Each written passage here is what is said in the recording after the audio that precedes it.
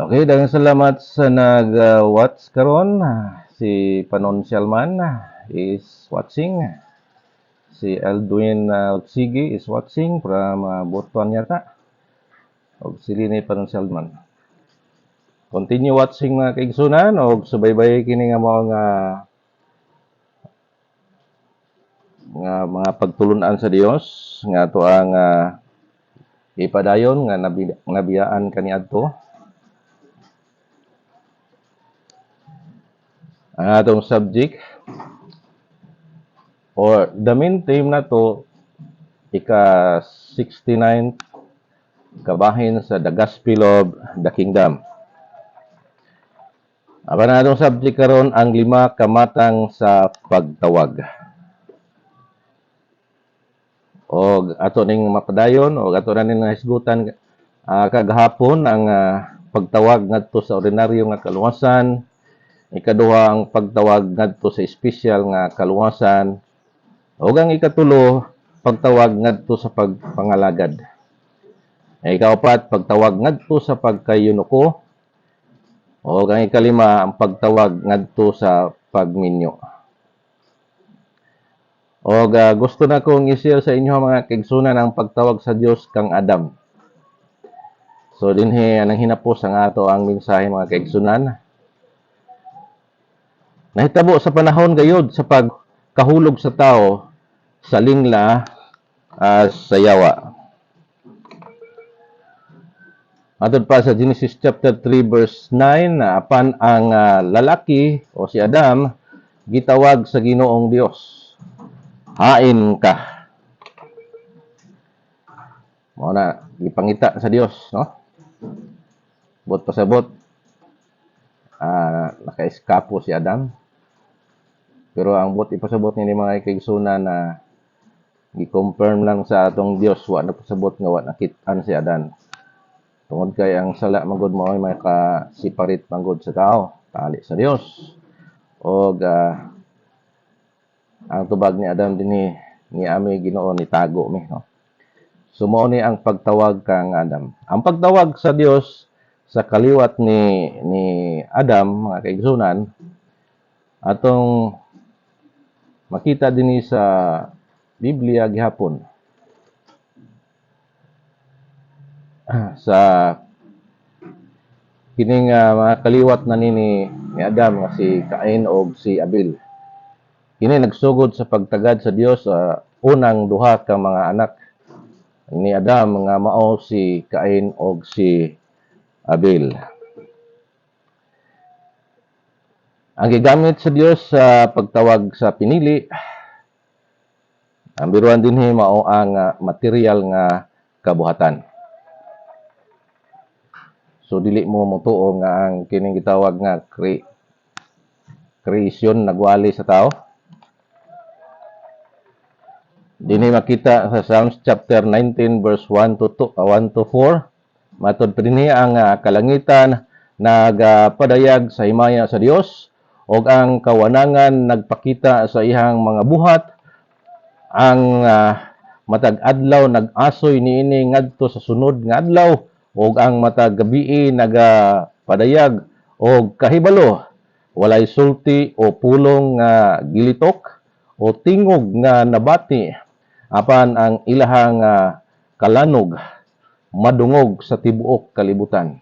Ang ilang mga pulong milukop sa tanang dapit sa kalibutan. Didto sa langit gipahimutang sa Dios ang usa ka tulda alang sa adlaw. Klaro og tataw kay higalagsoon nga ang creation o ang kabuhatan na maoy nagwali may tungod sa ordinaryo nga kaluwasan, no? So muna mga kaigsunan nga wala kini pinulungan tungod kay dili maka-eskapo dinhi ang mga uncivilized people kadtong mga illiterate katong walay ineskwelahan. Di sila maka-atag og alibay tungod kay ang langit nagapadayag sa himaya sa Dios og nalukop kini og nabati.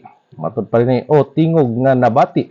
Apan ilahang ang kalanog madungog sa tibuok kalibutan. So, it is a universal preaching mga kaigsunan. O dili tao ang nagwali nini kundi ang kabuhatan, no? O ang ilahang mga pulong nga milukop sa tanang dapit sa kalibutan. Dito sa langit gipahamutang sa Dios ang usa ka tulda alang sa adlaw. So, mao ni mga kaigsunan nga what dili gyud perting ninduta gyud ang Ginoo, oh. Daghan gid siyang gihimo nga mga pamaagi aron lamang ang tao dili maimpierno. So, kadtong mga tao nga naa sa pinakatuktok sa mundo, so mga uncivilized people, so pwede gyapon sila nga makaabil sa ordinary salvation nga mao ang kaluwasan sa pagka-impiernohanon.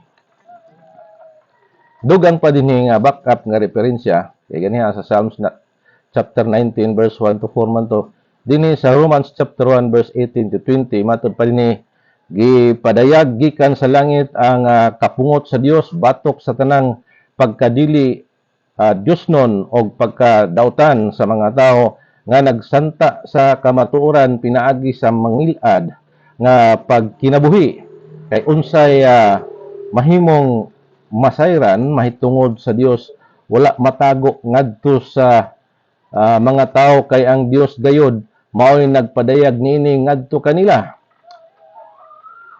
Sukad nga nabuhat sa Dios ang kalibutan tin-aw kaayo nga makita diha sa mga butang nga gibuhat sa Dios ang iyahang dili makita nga mga kinaiya nga mao ang iyahang gahom nga walay katapusan ug ang ilahang pagkadiyos ug ang iyahang pagkadiyos. Busa wala na sila'y ipangulipas pa. So, klaro kay mga kaigsunan nga ang creation nagwali sa mga tao may tungod sa kaluwasan sa pagka-impiernohanon. O dili na kini kailangan pa nga iwali sa tao. Iti sadto nga daghan kayo nga mga magwawali karon. To destiny lang, kung di ka malangit, ma-impierno, kung di ka ma-impierno, malangit ka. So, that is far from the truth, higala igsoon. Tungod kayang programa sa Ginoo, doon na ginay tulog ka destinasyon, no? Nga anak sa saad, nga musulod sa gingharian, special people, o ang kanang ordinary people, nga muna ang slavesan, nga di makasulod sa gingharian, apan igo lang naluwas sa pagka-impiernohanon, o ang ikatulong nga bahin ini, mao ang anak sa pagkawala, nga diin dito sa linaw nga kalayo sila, nangawala sila sa presensya sa Ginoo. Shout out dahil kang Johayber Makaumbaw na guwat siya karon. God bless you dato. Naot nga humano nimo kini pagbiyo o soban pa nga mga kaigsunan nato nga sa diin ila kining mabiyo after sa ako ang live pang vlog. Usa mga kaigsunan atong ipadayon kadto nagpasabot kadto nga ang kabuhatan o creation nagwali sa maong kaluwasan which is the ordinary salvation nga mo resulta og ordinary people. At least dili siya maimperno maskin wala siya grado, maskin dasmagag di siya kasagang apan iyang makita ang creation, ang mga kalingitan nagapamahayag sa glory sa Ginoo ug ang maong kabuhatan na nagpasabot nga aduna gyud Dios kay matud pa sa Roma kapitulo 1 matud pa dinhi sukad nabuhat sa Dios ang kalibutan tin-aw kaayo nga makita diha sa mga butang nga gibuhat sa Dios ang iyang dili makita nga mga kinaiya nga mao ang iyang gahom nga walay katapusan ug ang iyang pagka-Dios busa wala na sila'y ipangatarungan o ipangulipas pa. So, muna mga kaigsunan. Now, dinhi na punta sa duha ka tubag sa pagtawag sa Dios. Kini mao ni ang tubag sa mga tao sa pagtawag sa Dios. Una nga tubag, positibo nga tubag, ug ikaduha, negatibo nga tubag. Ang tao nga nitubag siya sa positibo, ang pagdawat sa tanyag sa Dios, dinhi sa Kining gitawag Proverbs chapter 1 verse 33. So mo na ang maluwas gikan sa pagkaimpernuhanon kay positibo siya nga ni-response ug nitubag sa tawag sa Dios. Apan kadtong negatibo nga tubag pagsalikway sa tanyag sa Dios. So kagahapon akong gi-emphasize ang Proverbs chapter 1 verse 23 to 33 nga mukatawa ang Dios niadtong mga taong nagbiyay-biyay o nagsalikway sa iha o wala mo pili sa iyang kinaadman o kahibalo o ang gibayaw sa Ginoo ang ihang kamot o wala nila gitagad.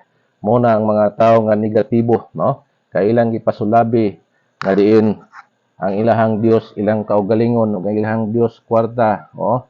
Muna mga kaigsunan. Now, shout out kay Evelyn na Byron na Kantila. God bless you sa imong pag-watch karon na inaot nga imong kining humanon hantod sa dulo. Mga kaigsunan padayon ta ang positibo nga tubag. O kini mga kaigsunan paghinulsol sa mga sala o pagdawat sa tanyag. Matod pa dinhi sa buhat 17:29 hangtod sa 31 matod pa dinhi og kay mga anak man kita sa Dios dili nato una-unaon nga ang Dios sama sa dagway sa larawan nga bulawan o plato nga bato nga gikulit pinaagi sa kahanas sa tao. Wala na isipa sa Dios ang panahon sa inyong pagkaignorante. Apan karon gisugo niya ang tanang tao sa paghinulsol.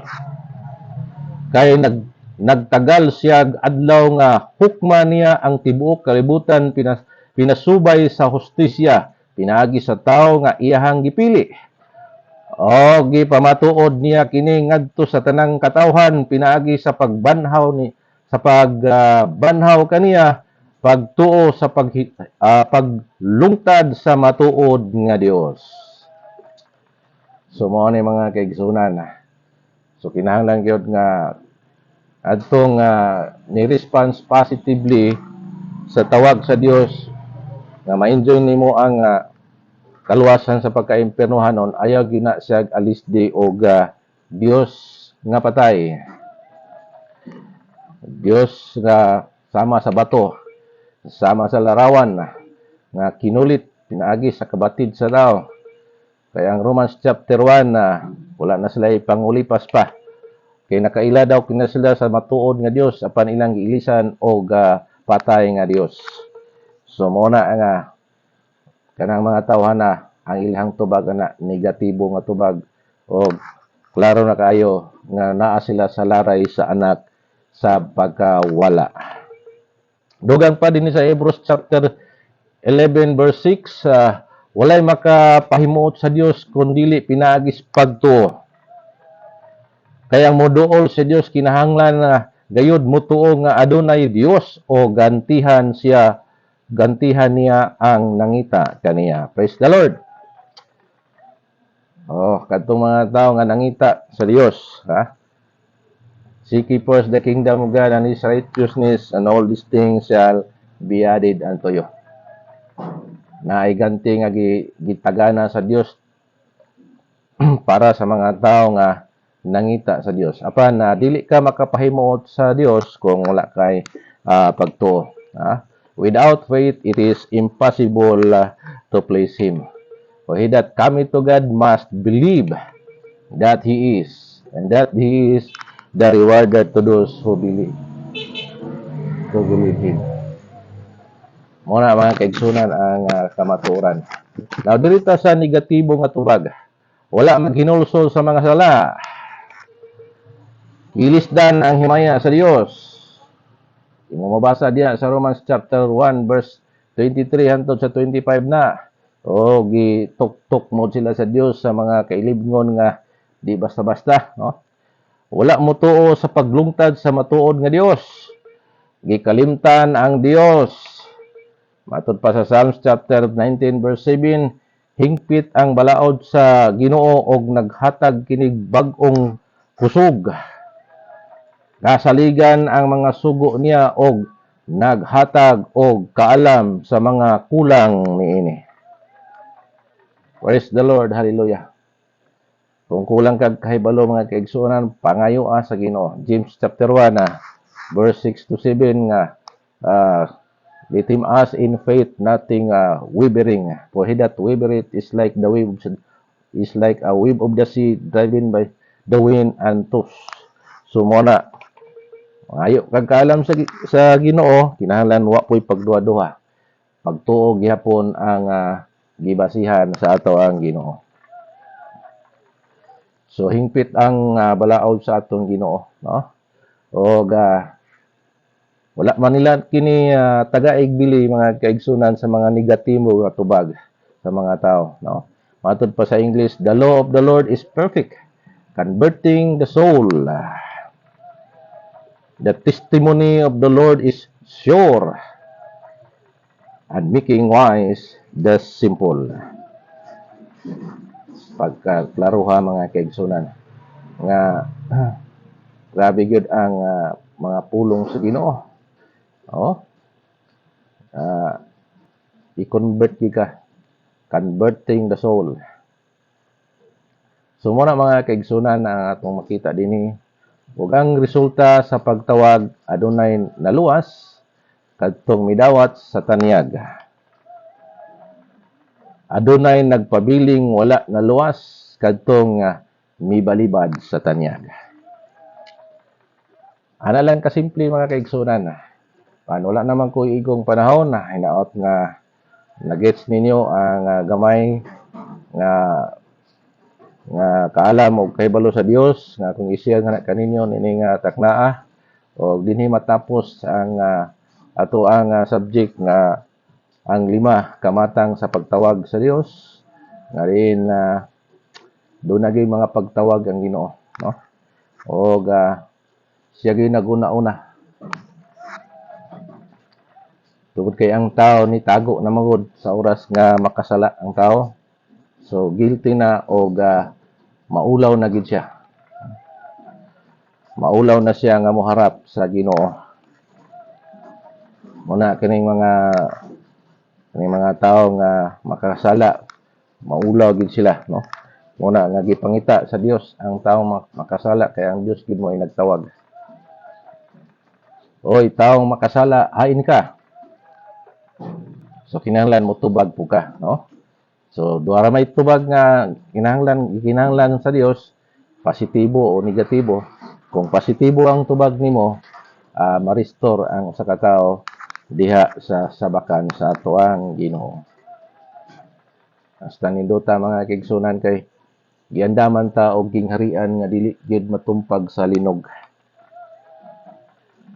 Usa ka divine kingdom mga kaigsunan nga maskin walay sira-sira ang git o walay makahimo sa pagsulod dito, ang makahimo lamang kadtong takos og nakadaog diha sa officer o high rank o kanang gitawag special nga mga katawhan sa Dios nga maghari uban ni Kristo. So sa naginapos atong mensahe mga kaigsunan, dili nato kalimtan o dili nato kambyuhan ang buhi nga Dios nga ato lang ikambyo sa mga way pulos, walay mga hinungdan nga imong giisip nga mo'y makasalbar sa imong problema dinhi sa kalibutan.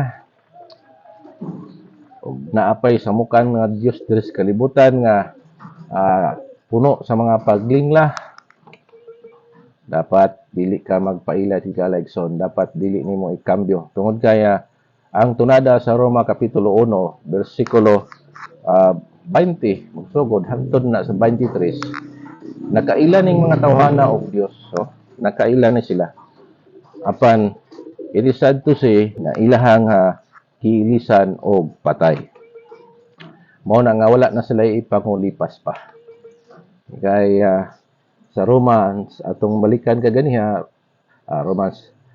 Acts chapter 17 grabe gisailoan sa Ginoo, no? Nga ato ang pagka-ignorante. Usa karon dili na pwede nga magpaigno-igno ka kay ignorance of the law excuses no one's. Mayon kay Ginoo man ko kahibalo nga nagdaa ka diging harian. Mao ko kahibalo nga naa kay giandam nga linaw nga kalayo. So dili na pwede higalag suon kay grabe ang gihimo sa Dios nga grace period alang sa mga taong gusto ta sa Ginoo nga manumbalik, no?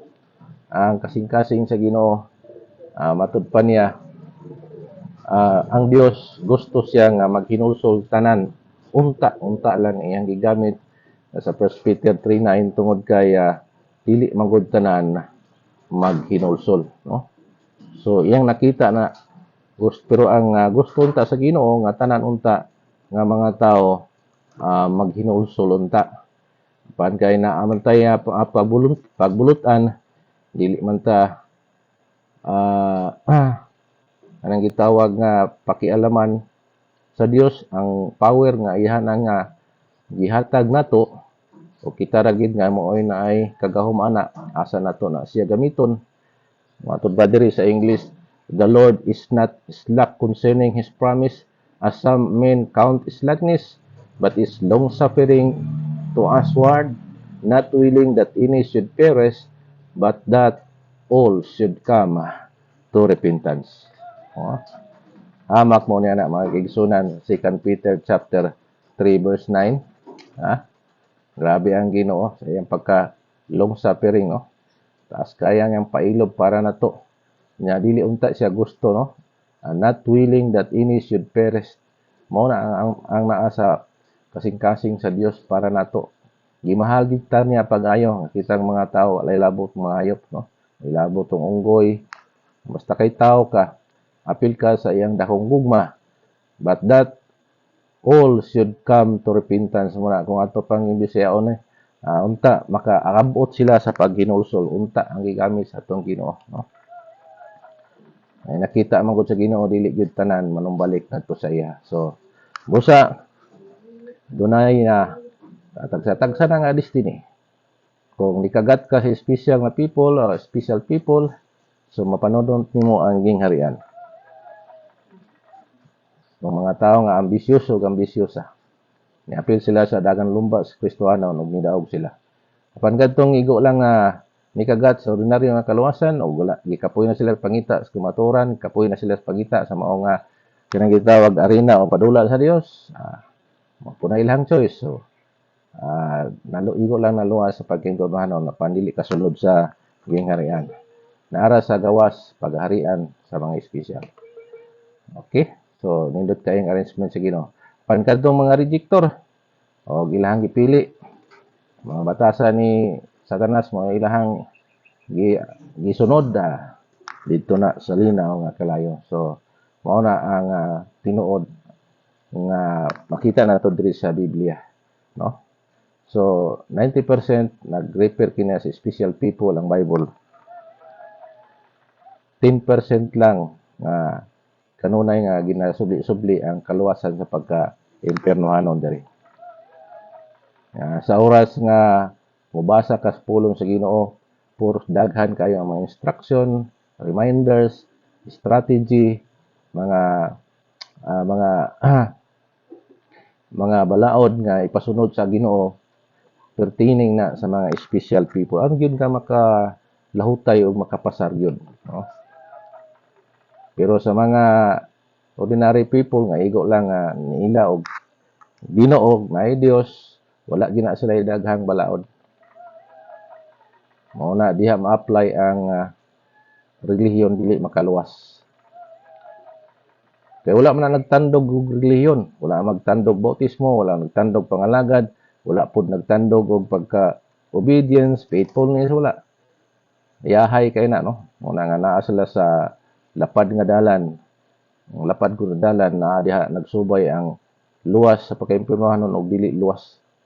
Pero kining nisubay sa gamayng dalan mao na ang mga tawo nga ambisyosa nga ikagat nila ang promotion sa Ginoo from enemy, servant, friends, brethren, king o may sama sa Ginoo.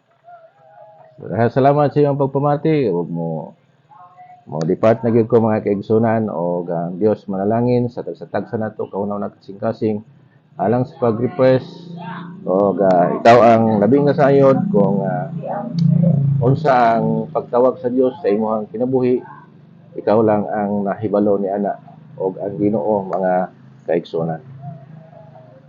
So dapat dili na nimo langan-langan sa pag-response in positive way sa pag-response.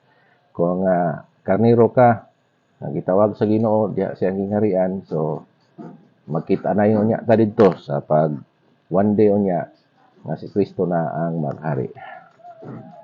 Salamat o bye-bye.